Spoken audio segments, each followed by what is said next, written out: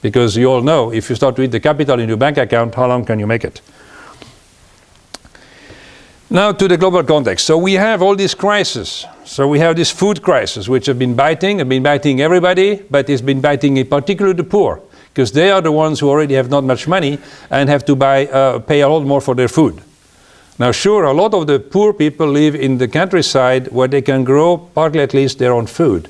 But even those poor farmers out there are actually net buyers of foodstuffs, because they don't grow everything they need. They have to buy oil. And you know that the oil the price of oil has gone up. I mean, not the oil, the vegetable oil. Because again of biofuel. A lot of the palm oil which has been used in developing countries has gone up in price, because Taiwan is buying so much of this palm oil to make biodiesel, just as an example. Or even from soybean, we make diesel instead of oil for consumption. So all of a sudden, these new uses of agriculture to try to mitigate global warming, but again with very negative effects on the poor and on the hungry. Water crisis, again, affects agriculture a great deal, and that also has to do because of overconsumption. We also know that agriculture uses 70% of the fresh water in the world. And there again, new technologies are needed to make sure that we get by with much less water, and also see that we can distribute the water we have much better. Environmental crisis, we have destroyed a lot of our environments in many areas where we could have grown food, but it's no longer there. We are building houses on the best land available, and then agriculture has to go into areas where there is less good land, which means that we have to find all kind of artificial means to grow food there, more fertilizer, there's more energy, right? Maybe we have to use more plant breeding to create crops who can then survive in those conditions.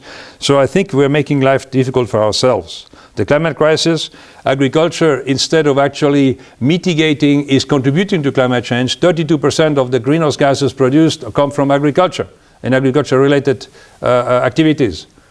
That's a big chunk of it. And again, so instead of mitigating, we're contributing to it.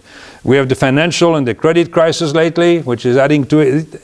Hunger crisis, which everything gets together, biodiversity crisis, etc. And what is important here is that all these crises, they are not just happening one over here, one over there. No, they're all connected. Because as we know, everything is connected out there in the world. And so we cannot just take one crisis and try to deal with it. No, we have to look at the ensemble and deal with this, and hopefully not deal only with crisis, but plan for the longer future. And that's what we do a little bit also at the Millennium Institute, looking forward. Because, as you all know, if you run a business and you do only crisis management, you won't be in business for very long.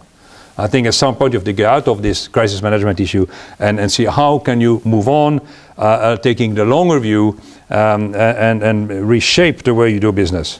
But just managing crisis has not solved any problems in the long term. So where are we really with our agriculture? And so that sort of shows a little bit what's going on. So we have had very big success. So science and technology was fantastic in agriculture. Can you see here? So we have moved up. We have more than doubled the production over the last, like, say, 50 years. That's pretty good. And that's the result of what we call the Green Revolution, of a lot of investment in agricultural research, genetics in particular. The food per capita, despite the growth of the population, has gone up also a little bit. So we have a bit more food per person, but again, not as fast as it should have gone, because now here you can see all of a sudden that the undernourished people, although they were going down for a while, we are here at some 815 million. But what happened here is that last year we reached almost 1 billion hungry people again. So from going down, we're going up again. And the other trend we have seen over the years is, this in real terms and real dollars, a drop in the food prices. Now that's sort of good for poor people, but that's not good for farmers. Because if you're a farmer and the price of product goes down, what do you have to do to survive? Either you get subsidies or you go bankrupt. And that's why a lot of the agriculture in developing countries is nowhere to be seen, because they can't make it. The prices are too low. So to have higher prices is good for farmers, but again, it creates problem on the other side on the poor. And so again, you can see that the solution is not just very simple. There's nothing linear to it, and we have to think about how we're going to move ahead to solve these type of problems.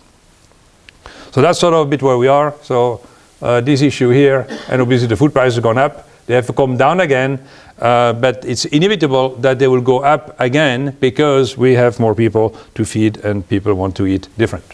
So we have seen we grow more food, green revolution, everybody's happy, we have done well, the food prices are down. But, and it's interesting that when we did this report, there were quite a number of scientists who were not very happy because they are the ones who did all this agricultural science. They said, oh, we contributed, we did a great job.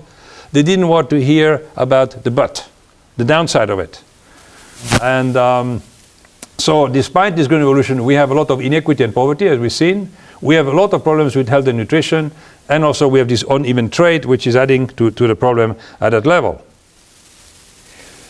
The increased productivity came at a huge cost, a really, very big cost on environmental sustainability, very big cost on soils. We have ruined our soils in the north by over-fertilizing them, by sort of dropping the system of rotations, using too many herbicides and pesticides. So we have problems.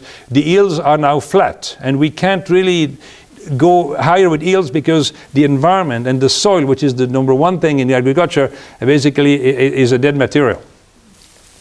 Water, we have overused water. Most of the water tables have gone down so deep that it's very expensive to pump water. This is the same here in the US, in the Odwalla basin, or in India. You can go in China. In many, many places, we have overused the water, and then what for the next generation? There is a huge problem at that level. We have lost a lot of the biodiversity because we try to grow only a few crops, and within each crop only a few varieties. And so we have lost the diversity, which will actually help us overcome the issue of climate change, because climate change means we have to have more different plants, not only different varieties, but different genetic background to adapt to these new conditions. So they were all there before, many of them have gotten lost. So fortunately, we still have put aside quite a number of them, but still there's been a problem here at the level. And climate change, I mentioned already that instead of contributing to mitigation, we are actually contributing to the problem. Now, if you look at the agricultural output, well, over here you can see what's happening in Latin America and the Caribbean. So that's not bad. So over the years, the production has gone up. Here, Central and West and North, that's a sort of the Europe. Central and West Asia, no, Central and West Asia, sorry. So here in that area, again, this is sort of the yellow area here. The yields have gone up, but they have been flat because mostly of water problem. In Asia, yields have gone strongly. But we also have a lot of people, more people there, so that whatever, so we are running into problem here too, because we have realized in the past few years that the rice yields are not going up anymore. No matter how much fertilizer you throw at it, it's finished. The yield doesn't increase. And so that creates other problems, and people are thinking now about shifting crops, maybe to go to root crops, where you can get more dry matter per acre than with rice.